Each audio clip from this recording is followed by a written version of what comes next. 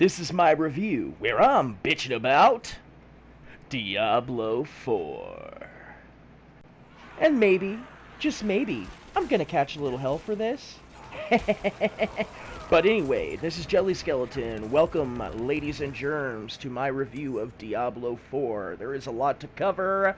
This is from a casual player's perspective. Without further fucking ado, let's begin. Alright, malignant motherfuckers, let's talk about that dang old gameplay. Really the most important thing in any video game. Which this game, is adequate in some areas. The previous games were adequate in, and takes away in a lot of other areas. It feels very stripped down, and there's just a lot of odd choices that the developers made. And the first one I'd like to talk about is the leveling. So, the leveling is done in a way to where the enemies level up with you. So you're never going to run into super high level enemies, super low level enemies. You're going to always be doing the same basic thing as you see me doing, where you just go up to groups of enemies and you blast them with your main skill and clear them out and just move from group to group doing that. And that's the majority of the experience on the overworld. And we're going to see why this is so problematic a little bit later. But also, I want to talk about the leveling of the character in the skills. So, basically, you level up to level 40 really, really quickly in this game. It, spoons feeds you those first few levels, well, first 40, so quickly. So, as a result, you get the majority of your skills unlocked by that time. And due to the previous leveling issue where the enemies level up with you, and their challenge level remains virtually the same, all sense of progression pretty much stops after that, and it is then postponed to further points in the game, which I will go into a little bit later. But first I want to talk about how this previous thing, with the aforementioned enemies leveling up with you, affects the difficulty and the game's difficulty in general. As you can see, it's pretty damn easy most of the time in this overworld. Dungeons can be a bit more challenging, but it's the same basic formula, with the exception of you encounter more elites. So, enemies come in two forms. Ones that you can wipe out easily, like I've been doing as you can see, and ones that are unfair. And basically, once you get to Nightmare, start grinding Nightmare dungeons, you can do dungeons that are pretty significant in level until you hit elites. You'll clear through the mobs, no problem. As you see here, it's a little tougher, but it's completely doable. And then you hit a wall of nope, you must go grind. And I am a casual player. I'm playing through these games to experience the story a few times on different difficulties, etc. And ain't nobody got time for that. I realize lots of people have got time for that, but point being is, that's not what I'm coming to Diablo for. I'm coming to it for that dungeon crawling experience. So, when enemies are really difficult, or the game is difficult rather than being excruciatingly easy, that manifests in three ways. The first way I've already explained, with the elites that are ridiculous and just act as a wall of progression. Next is stuns. It could take the form of being frozen, literally stunned, or a fear effect, something along those lines that just basically says, take control away from the player, they can't play the game for X amount of seconds, and most builds have to take a get out of jail free card move as a result, filling up their limited skill bar. And that is just cheap, really. The previous games didn't need to do that in order to make you feel threatened or present difficulty. And then the third and final way that I have noticed is in these Nightmare dungeons, where attacks will just constantly fly at you from off-screen. And you just have to constantly dodge them. So during fights, you've got to worry about some off-screen entity you can do nothing about just attacking you. And even during downtime between battles with monsters, you're in your menus or something, you're still getting hit with this stuff. So it's really hard to even, say, put a point in a new skill or check out a gear piece you just got because you're getting bombarded by this. This just stands out as really flawed and stupid. Next, let's talk about them dang old skills and their progression. And coming back to how I was saying earlier, with the progression feeling like it stops around level 40 because of the tree giving you most of your shit by that time. Well, the way you progress further from that is with items. And on these items come effects. For example, my Blood Nova, you see it happens twice every time I use the ability. That's because of an additional ability on this item here. And in Diablo 3, there was these things called runes. And in Diablo 3, you just leveled up and got everything, per level like a old school RPG. You just, as you leveled up, you naturally unlocked skills. And then these runes, which were like sub-skills that changed the main skill. And could change the main skill completely and drastically and completely alter a playstyle. A build could be built around it, etc. Which was all real well and good, and that's essentially what these items are doing. But instead of being tied to natural progression, they're tied to drops. And some of the best, most build-defining ones are extremely rare drops, which means a casual player like me is probably never going to actually play this build to its full efficacy. This is a corpse explosion-based build mostly, and there's a couple really cool skills. The one that I really want is one that makes the corpse rise up as a zombie, charge the enemy before exploding, which really great for corpse economy, and it's just really cool, but chances are I'll probably never actually find this item. So, that's another problem. The first games didn't do that. I didn't have to feel like I was entering the next difficulty before I even had a chance to be playing the build at its full effectualness. Once you hit Nightmare in 2 and 3, you were feeling fully effectual. It was just about powering up that effectualness, that strategy you already have, to its maximum, right? Not something that, completely alters the build being tied to this item. So that's another problem that I have with the skills, and I could go into further detail about how there's a general inconsistency between skill design and how, a lot of skills aren't compatible with each other, more so than normal. One might function off of your mana / your essence / whatever your resource.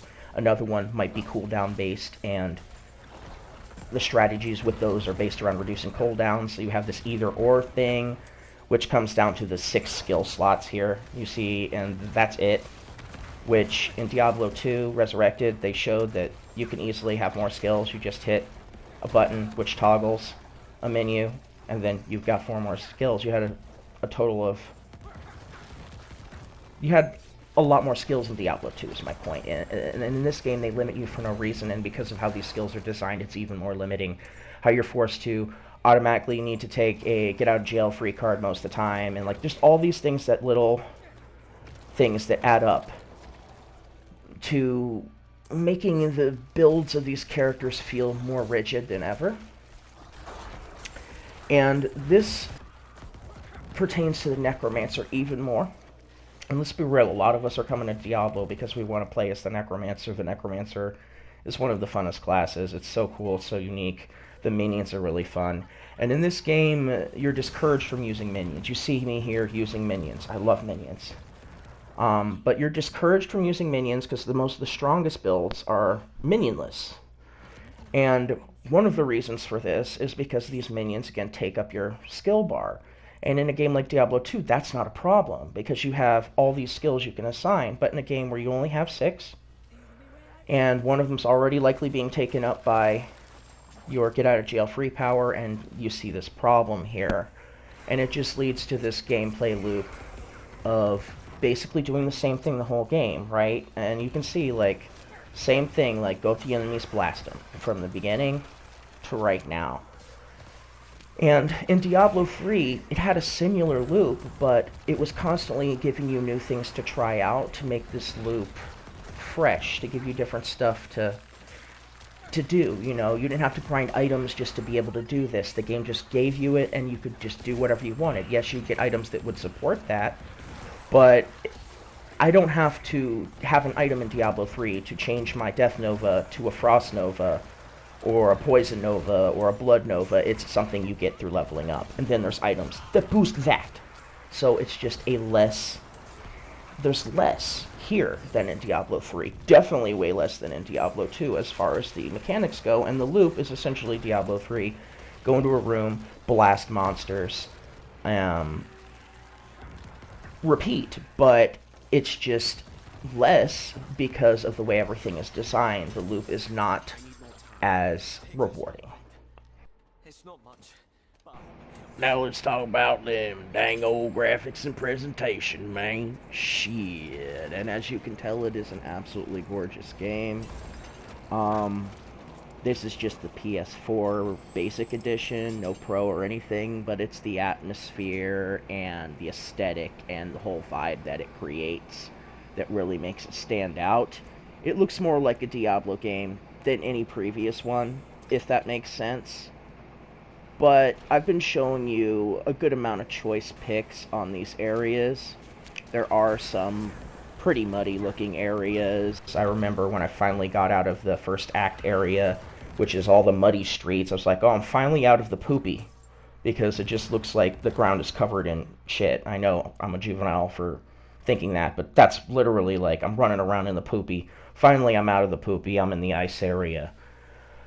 There's some really, really nice looking quote-unquote tile sets in this game. You know, I know they're 3D assets, but I'm still thinking like Diablo 2, Diablo 1. The tile sets are really nice in some of the areas. A lot of them, they're bland. They still look nice, still have a decent aesthetic, but compared to the areas I'm showing you, they're just not nearly as striking. And this is all still in the overworld, keep that in mind.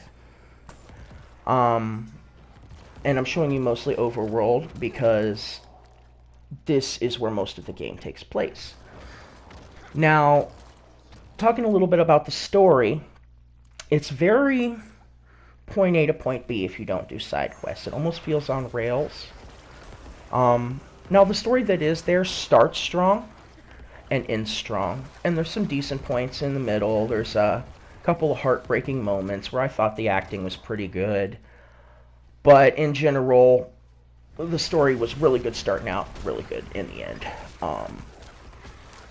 But it felt almost like the game was on rails unless you're doing side activities, which is really weird for a non-randomly generated, yeah, that's right, no more random generation in the overworld, pre-made, humongous map. I felt like I was on rails most of the time. That's not good design when it comes to that. And this open world design in general is problematic. So, next I want to talk about one of the most important things in any Diablo game, what originally attracted me to the first game and has always been a defining feature, and that's the dungeons. Dungeons are very important. This is a dungeon crawler. And when I said earlier that the game takes place mostly in the overworld, I meant that. The overworld is no longer a point A to point B area where you go from dungeon to dungeon. It's no longer a means to an end. It's the meat of the game because the dungeons are only one floor. That's right, a Diablo game with tiny single floor dungeons.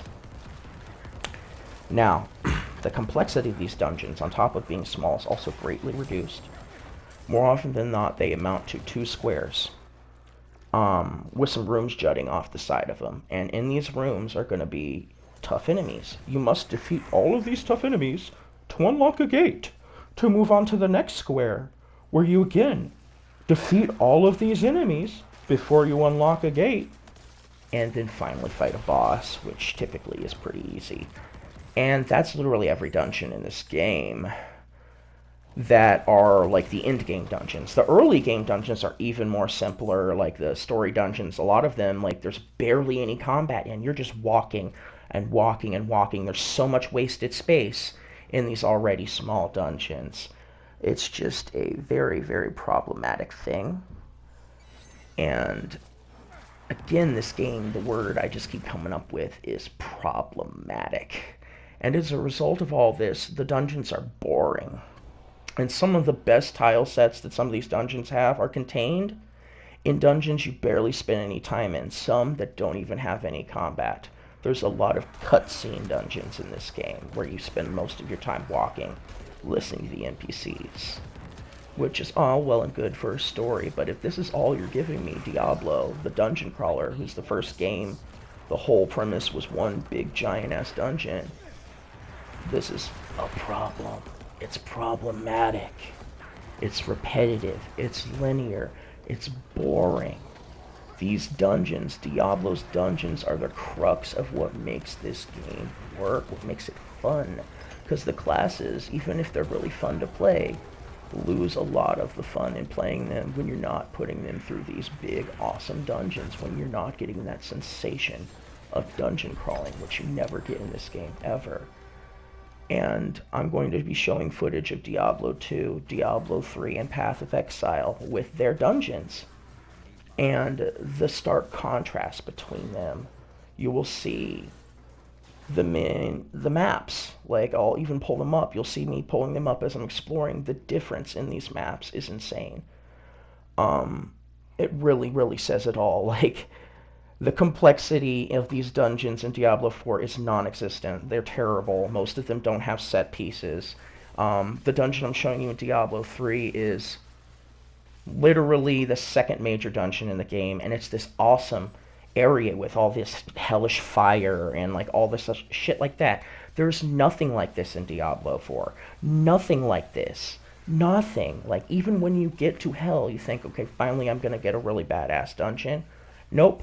Just a few fights. You spend about 3/4 of your time in cutscenes in hell, and only about a quarter of it actually fighting. And you never fight Diablo. And going back to the story, what the fuck was with that ending? This girl who supposedly learned all these life experiences, just like, okay, yeah, I'm just gonna take the Mephisto Soulstone, spoilers, by the way, the Mephisto Soulstone, and just take it with me. Me, a defenseless, one-armed girl who got almost killed by zombies and would have, had my friends not been there. I'm gonna protect this gem. Like, you know, it's not gonna fall into the wrong hands. It's not gonna possess me. Like, all these possible horrible scenarios are totally not gonna happen. That really kind of left a sour taste in my mouth about the story. So then it brings me to wanting to compare this game to the first three and Path of Exile.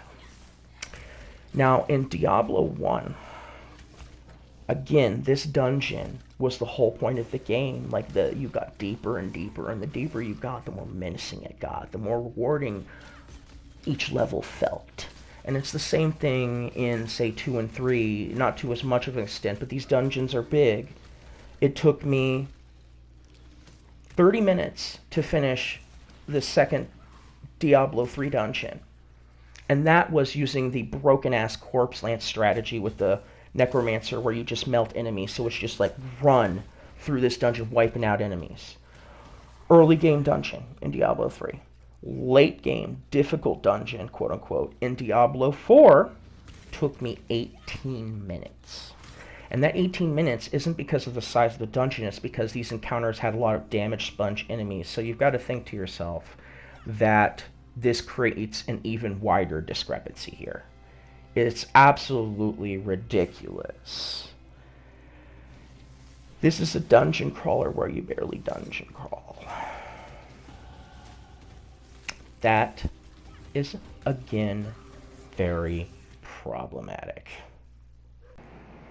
Look at how pathetically tiny and uninteresting this map is. You saw the other maps in the corner and getting pulled up in the other dungeons. This is just fucking unacceptable.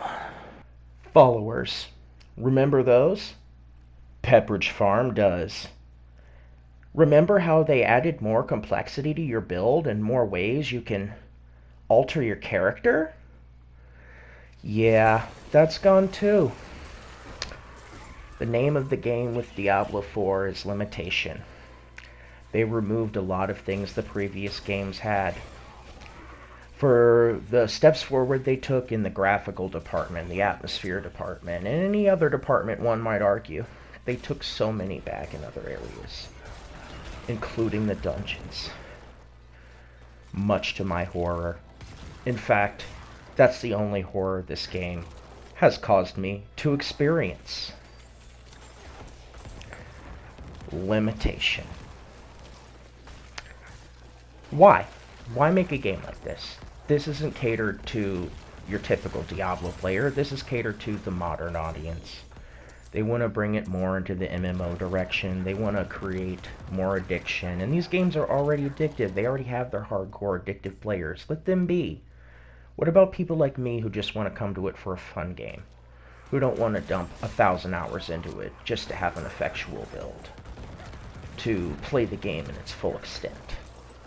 It's not like in Diablo 2 with like rune words where, say you got Enigma and that was like this crazy difficult thing to do, but you don't need Enigma to be a necromancer. It's just additional.